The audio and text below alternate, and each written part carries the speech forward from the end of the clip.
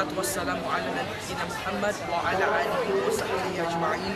Amma ba'd, assalamu alaikum wa rahmatullahi ta'ala wa barakatuh.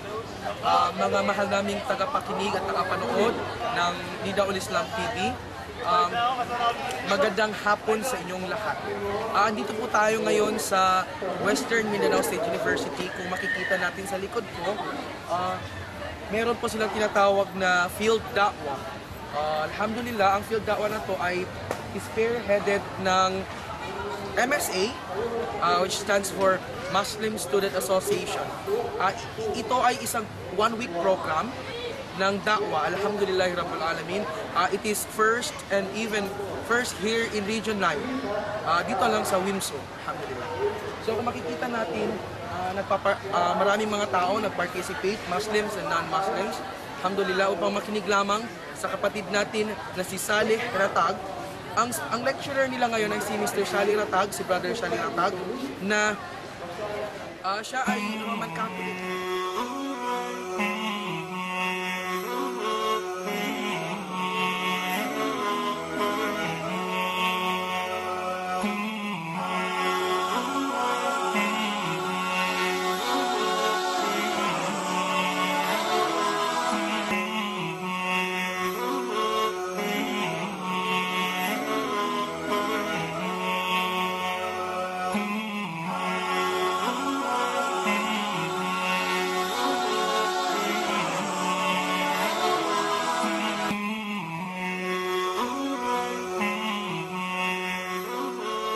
Dito po yung Vice President ng MSA.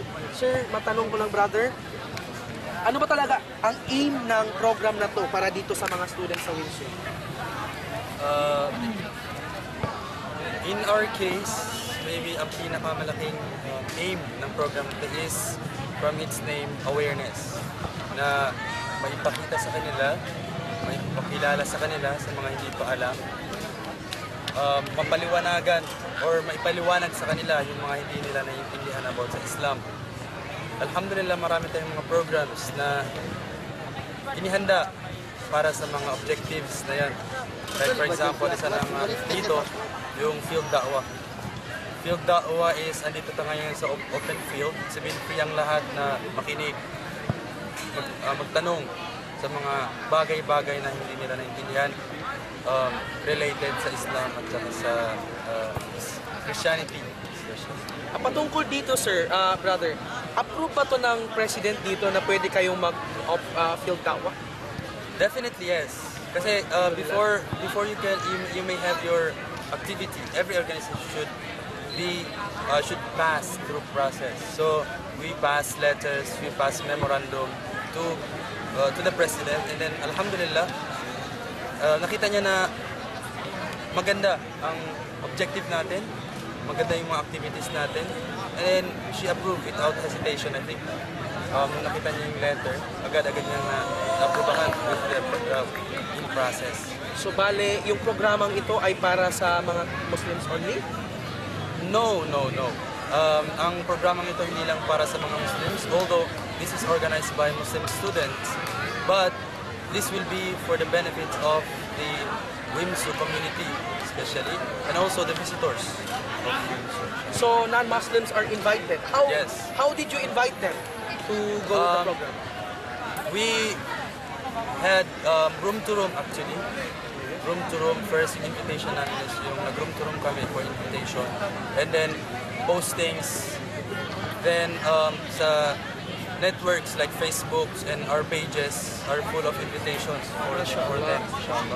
It is updated, I think, na para sa mga brothers natin na, hindi narinig yung program through network, inshallah media, they can see the invitation. So this is the second day of this program. Alhamdulillah, kahapon yung opening ng program, and this is the second day. I think everyone is prepared for the Field Da'wah since ang daming negatin, I think. MashaAllah. So, meron din na tayong booth.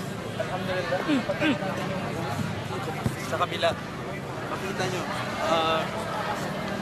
Para sa mga boys, meron tayong booth para sa mga boys. At the same time, meron din tayong booth for females, for sisters, inshallah. Maraming mga services actually ang sineserve ng mga sisters, specifically for non-hijabis and at the same time for our hijabi sisters. No, maitanong ko lang, brother. Ano ba yung mga nilalagay nyo dyan sa loob? Pwede nating tignan? Okay. Andito sa booth ngayon, meron tayong mga books, you know, donated by sponsored by some of the bookstores in Zamboanga. At the same time, prepared already in the MSA Center. Yung mga books na maaaring ipamigay, maaaring hiramin ng mga ibang readers. But we make sure yung mga nangihiram, they are going to read the books. Kasi hindi lang tayo parang bigay ng bigay. Nauubos ang books, hindi naman binabasa. So, we make sure na everyone who get the books will read them, inshallah. So, yun yung parang objective dito natin. parang Dakwa Corner. Did you talk with Dakwa Corner? Dakwa Corner store? Sa mga Yes, they are our partner in introducing Islamic books and writings. mga kapatid namin na nanonood. Andito po tayo ngayon sa booth ng Dakwa, wherein nagbebenta po sila ng mga different kinds of ng mga towels. Kung makikita natin, maraming silang mga klase ng kitab. So may mga t-shirt din silang binibenta. Alhamdulillah, mga Dakwa shirts, mga kitab, and even baso, pwede din. So alhamdulillah, ito yung isa sa mga program din ng MSA. MSA connected with Dakwa Bookstore for inshallah magiging Dakwa way na din to upang maging mabilis na ipalaganap inshallah ang agama Islam. So alhamdulillah.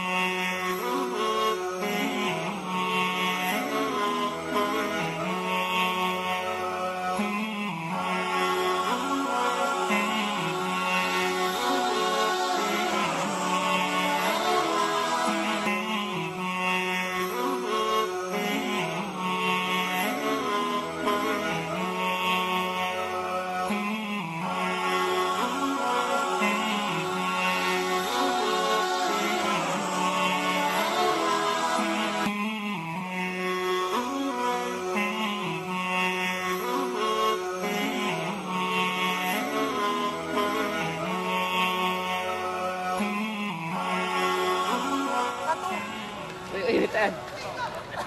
Oy. Ikaw ko.